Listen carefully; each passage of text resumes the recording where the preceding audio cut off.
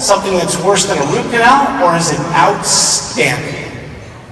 Because see, you're going to take possession of your new car on that night, assumptive close. And I will do whatever it takes to give you an experience that you will never forget. Sound easy? It is. We implemented that, and for the average of $5.16, because sometimes there's two people that show for the appointment, the average erosion of gross nationwide, because we don't deliver the value associated with the price, is around $1,000 between an over-allowance on the trade. You know how we all pack it into the deal. You do a VIP manager confirmation appointment, your average reduction in gross, because people are still going to cut you up a little bit just because they want to try, under 100 when you go VIP. Shown appointment minimum percentage, 80%. Okay? 80%. Why wouldn't I show? I found the car that I want, at the store that I like, for the price that's fair. This nice gal from the BDC scheduled an appointment with me. I got a phone call from Richard, who's the manager, sounds like a great guy. And he's going to get a specialty drink for me, having it sit there hot, fresh, and ready for my arrival. I don't want to go. Place sounds like shit. I don't want to go there. Really? Sold to shown confirmed appointments, 80%. Every time. In fact, you'll run about 84%. Let's take a photo of that if you guys don't have access to the PowerPoint later. That's all the gold right there. If your numbers don't hit that, it's okay. Go after it, slowly. It may take you a year.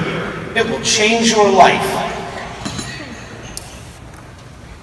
In-store process, discipline, must have an in-store experience. Notice there's no E. My first name is Erich, it starts with an E. You'd think I wouldn't forget the E, right?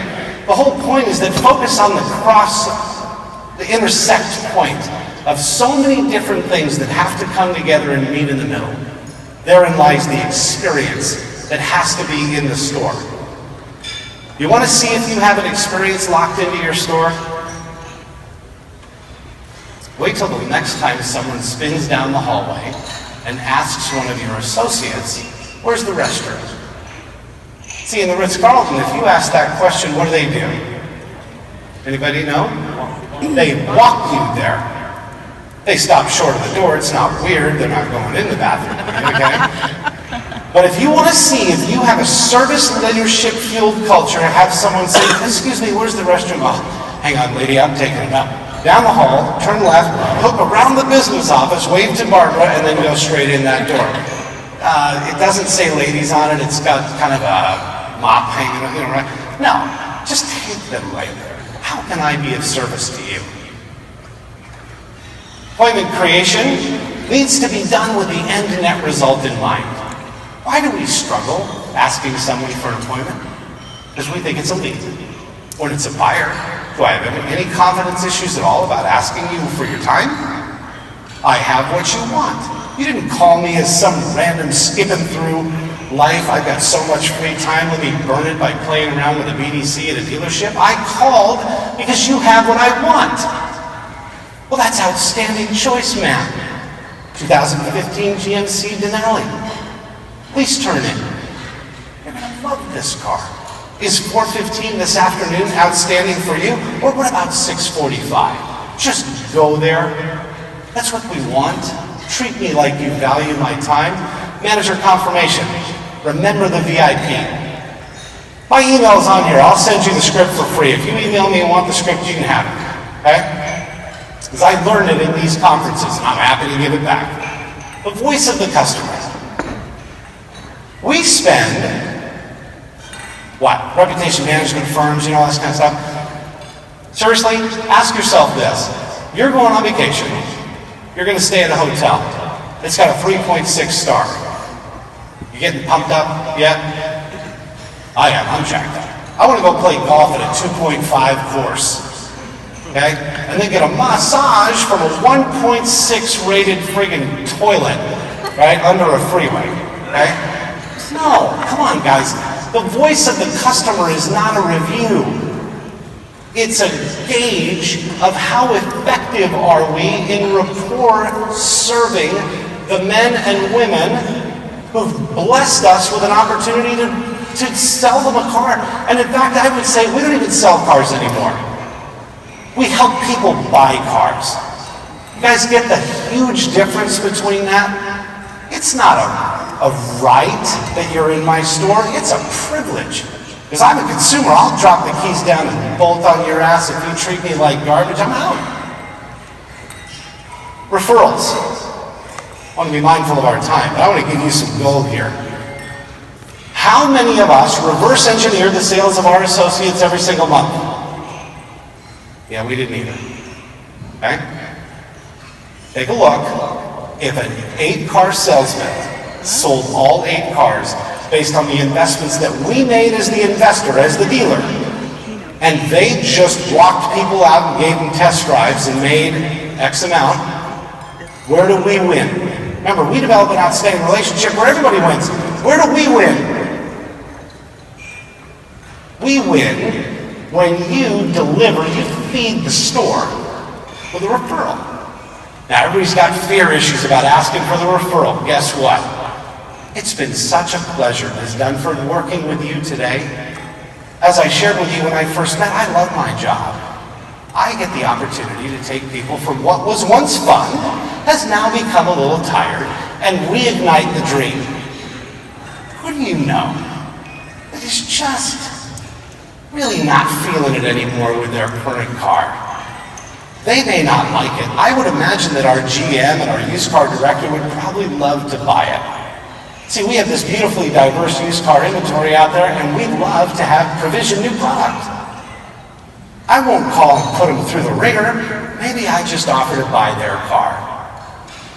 Would you mind? Okay? So think about this. If you implement a referral process on just the units that you sold, now let me change the way that looks. Just the units that I paid for.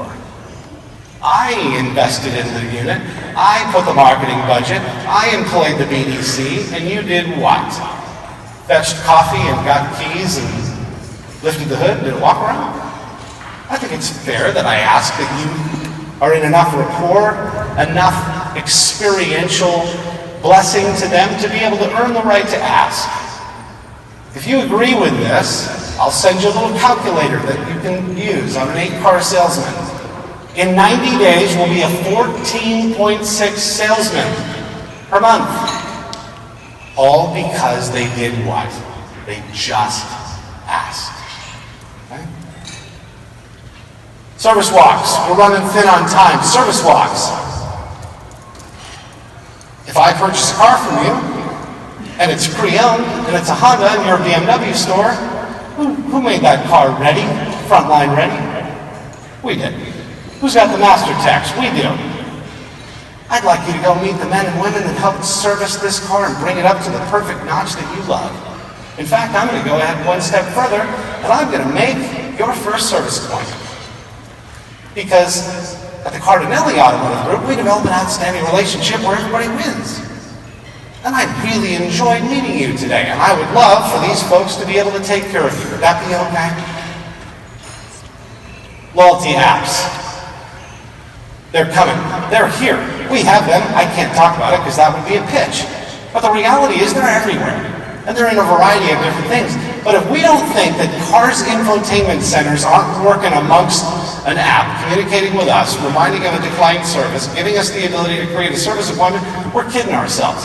Let's not miss that ability to be of service to our active customers. The easier you make it for me, the easier it is for me to touch one button and say, that's exactly why I purchased from them. These people anticipate everything from me, and they're wonderful. Vehicle exchange. There's a variety of different ways to do this. We're thin on time, but I want to say this to you. We spend so much time and money going out and trying to get new customers. Trying to find cars at the auction, jacking around inside of Manheim, all this other kind of stuff, right? In our database, we've already sold beautiful pre-owned materials or new cars that are now used. Why don't we just provision from ourselves?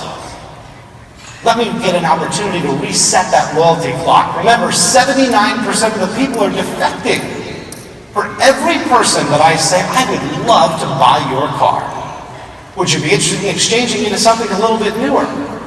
Maybe at or even less than what you're paying now. If I get an opportunity to reset that, that's one less person that I have to go try to acquire. And if we were fortunate to service the car, is there any mystery to the history of that car? Who's going to pay up? I'll pay up for a car that I sold and serviced. Ladies and gentlemen, just ask. Ask of yourselves. Ask of your people. Ask if you have the courage to be able to put your arms around the men and women that we are blessed to be able to serve each day. This is not an I thing. Okay? It's a we, us, I, and you. When we're faced with the crossroads, the differential between one and the other could be the difference between success and failure the minute that the market turns.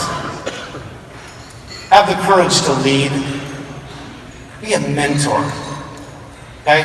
Don't let your business card fool you. We didn't wake up one day brilliant. I didn't become the #4 highest sales volume e-retailer in North America because I fell out of a boat and became smart. There were people in this room that kicked our ass into greatness, and I'm so appreciative of that. They mentored us. Remember to be of service. To serve is to lead.